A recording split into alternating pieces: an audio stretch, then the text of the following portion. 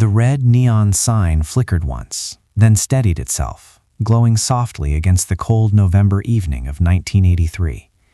Inside the Pizza Hut, warmth wrapped around everything.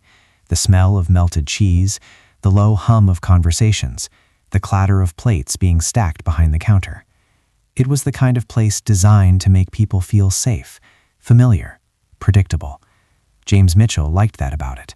For once, he wanted a night that asked nothing from him. He sat in a corner booth with his wife and his 8-year-old son. His jacket hung on the back of the seat, instead of draped over his arm like it usually was when work followed him everywhere. Tonight, there were no files in his briefcase, no folders tucked under the seat, no names to remember, no faces to match with photographs pinned on corkboards back at the field office. Just pizza. He had promised them this night. 14 years with the FBI had trained him to compartmentalize, to lock parts of himself away when they weren't needed. But counterintelligence had a way of leaking through the cracks. You didn't turn it off. You learned to live with it. His son leaned forward, face nearly pressed against the window, breath fogging the glass as he spotted the red roof outside. The same excitement every time, as if this were the first Pizza Hut he had ever seen. His wife smiled at that. Then she looked at Jim. Not accusing, not warning, just reminding. Jim smiled back and nodded slightly.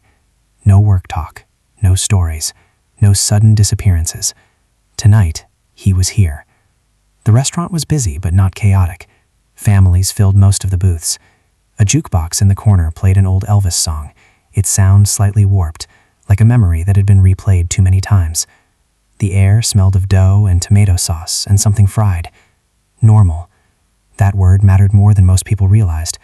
For weeks, Jim had been living inside a world that had nothing to do with normal. Long hours, quiet conversations behind closed doors, names spoken carefully, as if even walls could listen. Soviet operations in the region had intensified, or maybe they just felt closer lately. Tonight was supposed to be a break. Their waitress came and took the order.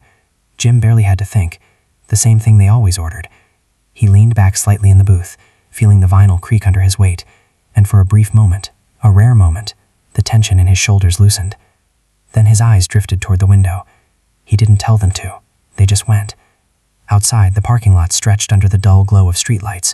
Cars pulled in, others pulled out. A dry cleaner next door was closing for the night. The pharmacy on the corner was still open, its sign buzzing faintly. Nothing unusual, nothing that should have mattered. David was talking about school, something about a science project involving a volcano. Jim nodded at the right moments, smiled when he was supposed to, but part of him had already stepped outside, scanning angles and distances without consciously deciding to do so. This was the cost of his job. You could sit at a dinner table, but your mind stayed alert. A dark blue Chevrolet Impala rolled into the lot. Jim noticed it the way a musician notices a wrong note, instantly, without effort. The car didn't just pull in, it backed into a space near the far edge of the lot, away from the entrance, away from the light spilling out from the restaurant windows. That alone meant nothing. Plenty of people backed into parking spaces, but the angle was wrong, too deliberate. From where it sat, the driver had a clean view of the entire lot, both exits, every car that entered, every person who walked toward the doors. Jim felt the shift inside him before he could name it. The pizza arrived. The smell hit him, rich and familiar, but he barely noticed. His wife said his name once, then again. He blinked and looked at her, apologized, said he was just tired. It wasn't a lie, it just wasn't the whole truth. 5 minutes passed, then another car arrived. A burgundy Ford, older, slower, easing into the space directly beside the Chevrolet. It parked with careful precision. The driver's side window of the Ford lined up almost perfectly with the passenger side window of the Impala. Neither driver got out. Neither looked around. They sat forward, facing the same direction, eyes fixed ahead, and they started talking. Jim felt his pulse change. He had seen this before, not in parking lots like this, but in grainy surveillance photos, in training rooms, in case files thick with failures and near misses. Two people speaking without turning their heads, no eye contact, no gestures that could be easily read. Tradecraft, clean, efficient, professional. His wife followed his gaze to the window. To her, it looked like nothing. Two men sitting in their cars, maybe waiting for someone, maybe early for dinner somewhere else. She asked him quietly if everything was okay.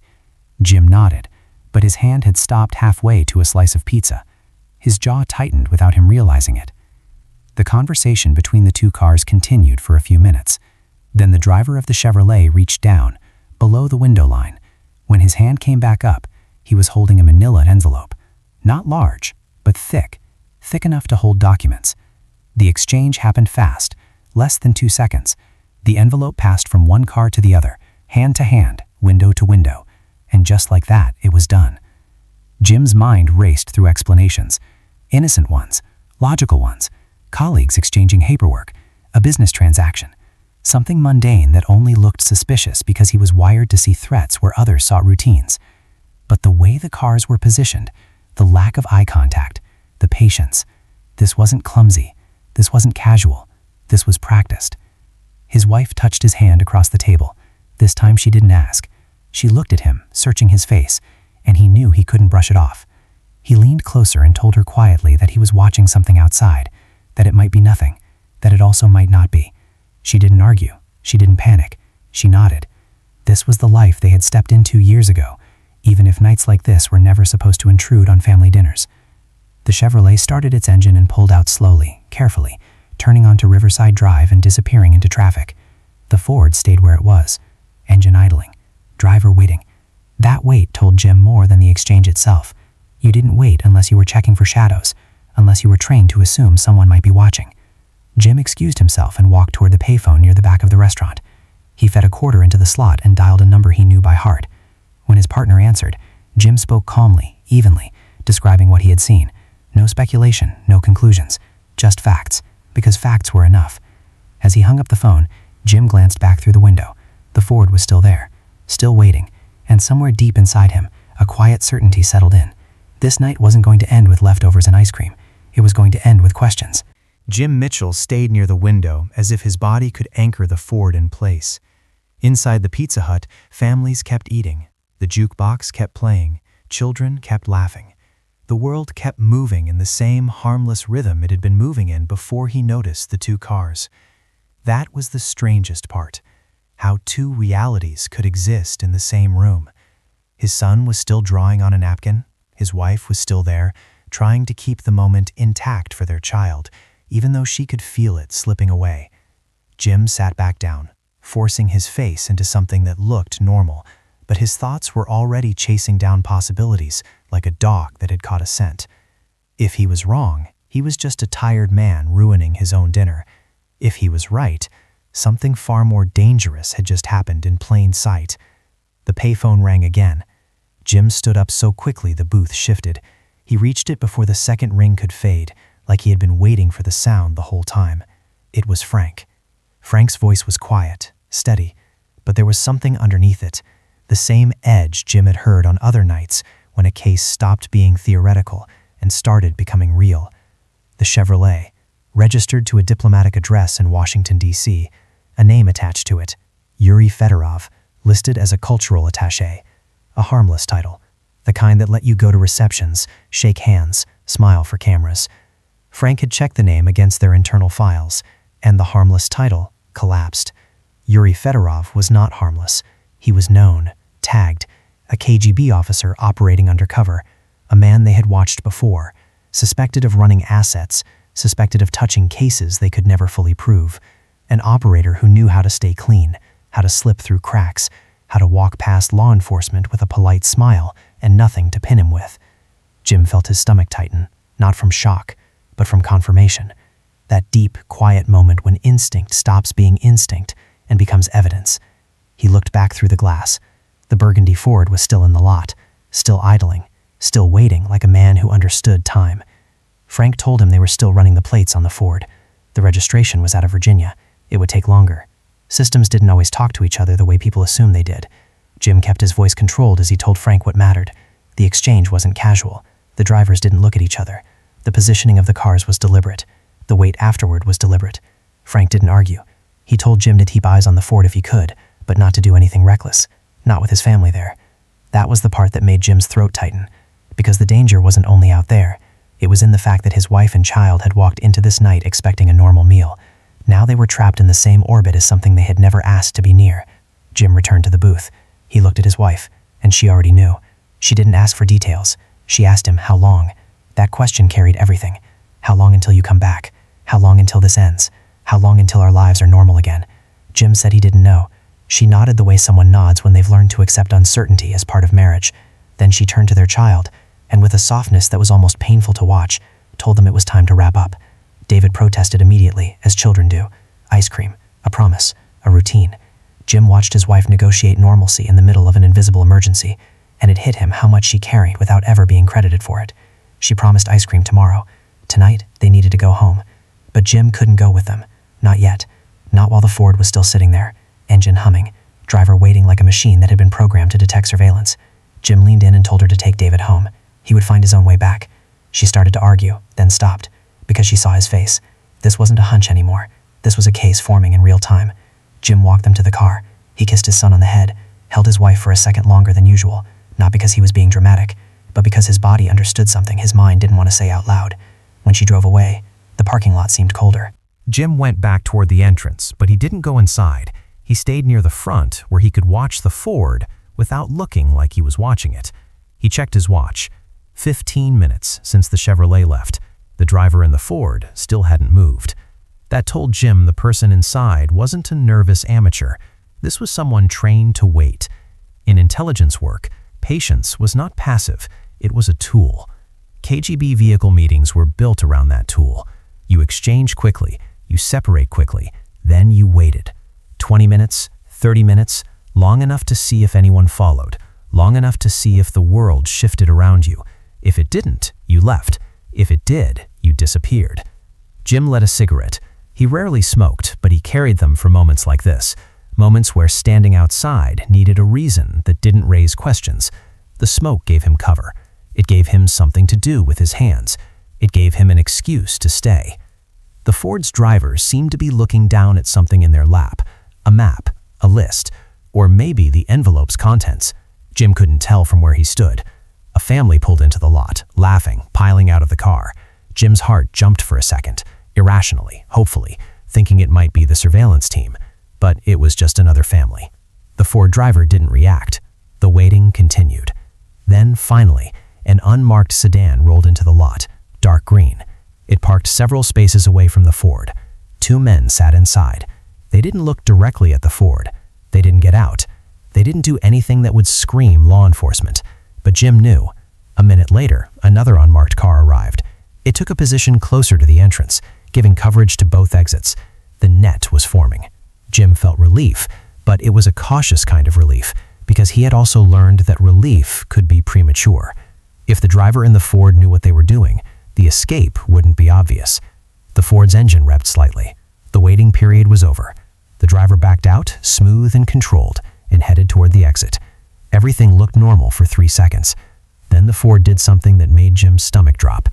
Instead of going out to Riverside Drive, it drove toward the back of the strip mall, slipping behind the buildings where the lights were fewer and the sightlines were worse. A service road, a quieter route that connected into a residential neighborhood. Counter-surveillance, the kind of move you made when you wanted to see if anyone would follow you into the dark. One of the surveillance cars hesitated. Follow too close, get spotted. Wait too long, lose them. The dark green sedan decided to go. It pulled out and turned behind the strip mall. Jim watched it disappear into the shadows. He held his breath without realizing it. Seconds passed. Then the radio crackled faintly from inside the unmarked car. They had lost the Ford. By the time they turned the corner, it was gone. Jim cursed under his breath, not because he was angry at the agents, but because the loss confirmed what he had feared all along. This driver wasn't just cautious. They were skilled. They knew how to break tails. They knew the difference between a normal commuter and a professional watcher. This was not a man meeting a friend in a parking lot. This was a trained operator moving through American suburbia like it was hostile terrain. A car pulled up beside Jim. The window rolled down. Frank Matthews. He had come out himself instead of coordinating from the office, which told Jim how serious this had already become. Jim got in the passenger seat. Frank immediately radioed the other team, but the answer was the same. They were canvassing streets, checking corners, but the Ford had vanished into the maze of Northern Virginia. Frank looked at Jim. Now tell me everything. Jim went through it again, piece by piece. The arrival, the positioning, the no eye contact conversation, the envelope. The departure of Fedorov, the wait, the escape route. Frank listened, scribbling notes like a man trying to pin down smoke. When the radio confirmed there was nothing, Frank's jaw tightened. They had a plate number. They would get a name. But tonight, the man with the envelope had slipped away. Frank drove Jim home in silence for a while. Streetlights passed over them like slow pulses. Jim stared to the windshield, feeling the weight of what this might mean. If Fedorov had just passed materials to an American source, then someone with access to sensitive defense information was in play. Someone ordinary on paper. Someone with a job that sounded boring at cocktail parties. Someone who could sit at a family dinner table and still be part of a secret war. That was always the hardest part to explain to people who didn't live in this world. The most damaging betrayals rarely came from villains who looked like villains. They came from people who looked like neighbors. Jim got home close to midnight. His wife was awake, sitting with a book she wasn't reading. She looked up when he walked in, and he could see the worry she had been holding back for hours. He sat beside her and told her what he could. The envelope, the KGB identity, the lost Ford. She listened without interrupting, and when he finished, she asked the question she always asked, the question that mattered more than any file. Are you going to be safe? Jim didn't give her a false answer. He said he didn't know. He said the case could get complicated. She took his hand anyway. The next morning, Jim was at the office before the sun fully settled into the sky. Frank was already there. The coffee tasted like burnt bitterness and sleepless nights. The Ford's plates had come back. The car was registered to a Stephen Irving, Arlington address, 42 years old, a procurement specialist for a defense contractor called Horizon Systems. On paper, clean. No criminal record. No obvious red flags. And that was exactly what made Jim's skin crawl. Because intelligence work didn't thrive on obvious red flags. It thrived on normal men with access. Normal men with quiet frustrations. Normal men who, for whatever reason, had decided their country was negotiable. Jim and Frank began pulling everything. Employment records, clearance history, where he had worked before, who he knew, what he touched. And the more they looked, the clearer the shape became. Horizon Systems, electronic warfare technology for military aircraft. Procurement meant specifications, contract details, performance data. Sensitive. Not always headline level, but valuable enough that Moscow would want it. And then Frank slid another file across the desk. Bank deposits. Cash. Not massive, but repeated. 3,000 here, 5,000 there. In-person deposits. No notes. No explanation. Jim stared at the numbers and felt something in his chest tighten. Money didn't always mean betrayal, but in this context, after an envelope passed in a parking lot from a known KGB officer, the word coincidence started losing its meaning. They met with their supervisor, presented the pattern. The authorization came down. Physical surveillance, wiretaps, financial audit, NSA checks. And by that afternoon, agents were following Stephen Irving, from his home to his job, back again. For 3 days, he did nothing unusual. He went to work, came home, went grocery shopping, mowed his lawn. A man living the most ordinary life imaginable. And that was the trap, because the ordinary life was the camouflage. Then, on the 4th day, he deviated. Instead of going straight home, he drove to a public library in Alexandria. He parked, went inside, stayed about 30 minutes. One agent entered and watched from behind a newspaper. Irving used the photocopier. Multiple copies. Careful, quiet, efficient. And when he left, he took everything with him. Jim stared at the surveillance report later that night, and his mind filled in what his eyes couldn't see. A man with access to office machines, a man with a defense contractor badge, had chosen a public library copier. Because public meant anonymous. Public meant untraceable. Public meant safe. This was not a bored employee making personal copies. This was a man preparing something. And the quiet dread Jim had been trying not to name finally formed into a sentence he could no longer avoid. Stephen Irving wasn't just meeting Fedorov. He was working for him. And whatever was in that envelope, the next exchange was coming. By the time Jim Mitchell stepped fully into the surveillance phase of the case, the job had stopped feeling like investigation and started feeling like endurance.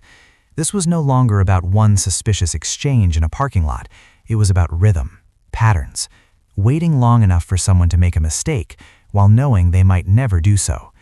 Stephen Irving settled back into his routine as if nothing had changed.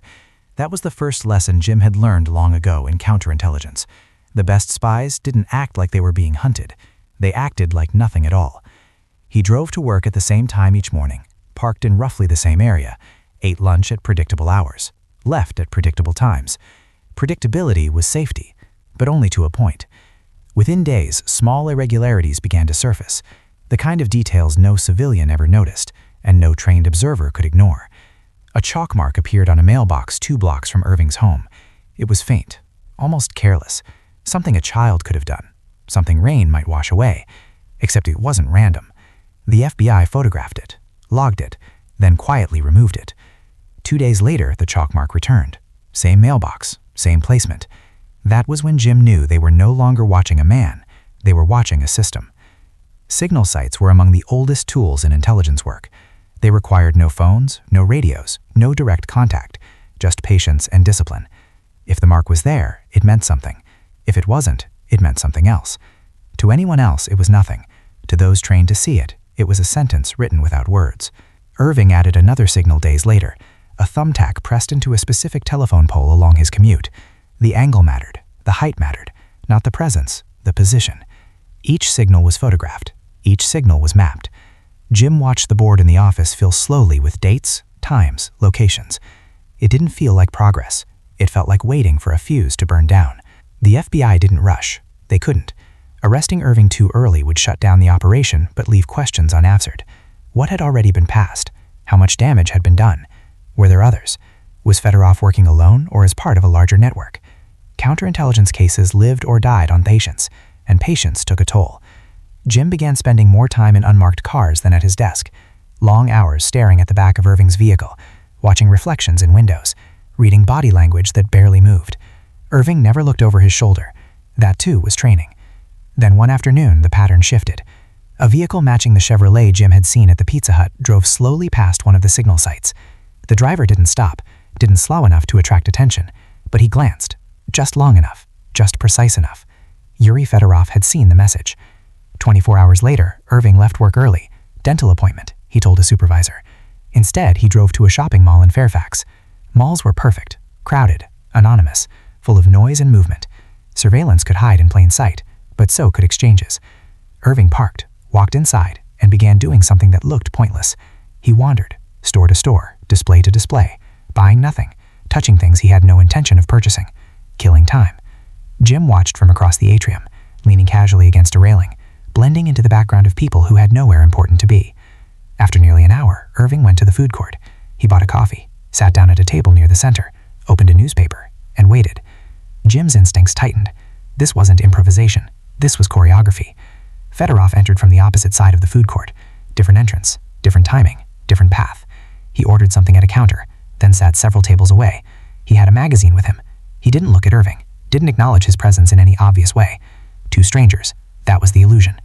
Jim felt the familiar mix of focus and frustration. Everything was happening in the open, yet nothing was visible. Then Irving stood, folded his newspaper, walked toward the restrooms.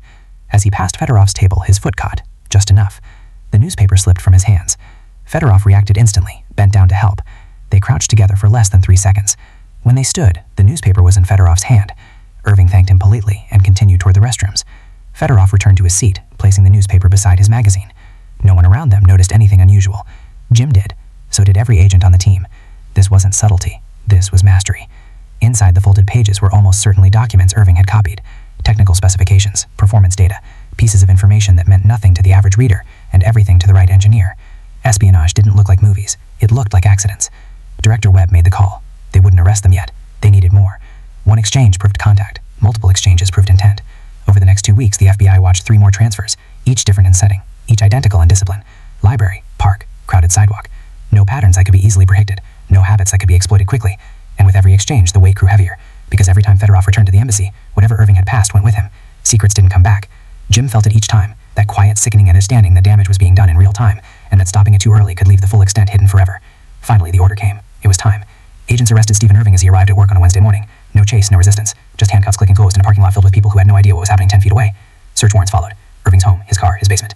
That was where they found the truth laid out without pretense. A photography setup, lights, a copy stand, rolls of film filled with images of classified documents, cache hidden handcuffs panel, communications equipment designed to receive encrypted messages. There was no confusion now, no ambiguity. Stephen Irving wasn't a man who had made a mistake. He was a man who had made a choice. And as agents cataloged evidence late into the night, Jim Mitchell sat quietly in the corner of the room, exhausted. because this was the part no one talked about, the part where the threat was confirmed, the part where suspicion gave way to certainty, the part where victory didn't feel like relief, it felt like loss. Loss of time, loss of secrets, loss of the illusion that danger always announced itself loudly. There was still one thing left to do, to close the loop, to face the aftermath, and to ask the question that lingered long after the handcuffs were locked. How many nights like this had already passed, before anyone happened to be looking out the right week? The arrest itself was quiet. There were no cameras, no shouting, no dramatic resistance. Stephen Irving was taken into custody in the same parking lot where he arrived at work every morning, carrying the same briefcase, wearing the same expression of routine calm. To the people passing by, it looked like a misunderstanding. To Jim Mitchell, it looked like the end of a long, invisible road. Irving said nothing when he was read his rights. He didn't protest, didn't ask questions. He simply asked for a lawyer, as if this moment had always been part of the plan. That, too, told Jim everything he needed to know. Search teams worked through the night. Evidence was photographed, logged, sealed. Every roll of film, every envelope, every piece of equipment confirmed what Jim had sensed weeks earlier in a Pizza Hut parking lot. This wasn't a lapse. This wasn't desperation. It was commitment. When the case went to trial, the defense tried to make it ordinary. Coincidences, misinterpretations, innocent explanations stacked carefully on top of one another. But tradecraft doesn't lie easily when exposed to daylight. Experts testified, surveillance footage played, patterns were explained.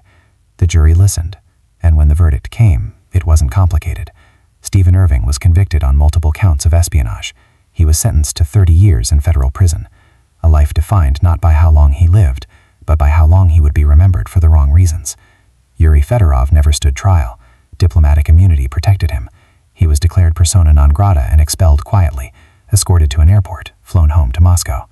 There were no headlines celebrating his return, but Jim knew how that world worked.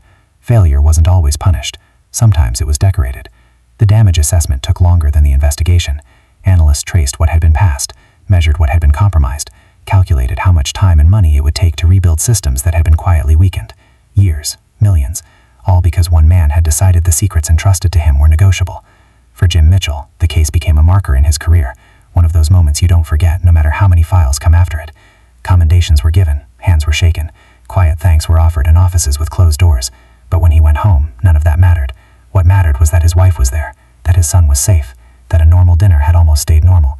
Years later, his son would learn the story, learn why ice cream had been postponed that night, learn that heroism didn't always look like courage in motion. Sometimes it looked like noticing, sometimes it looked like not looking away. Jim retired in 1995, 2 years after the Soviet Union collapsed. 30 years of watching shadows, 30 years of assuming someone was always listening.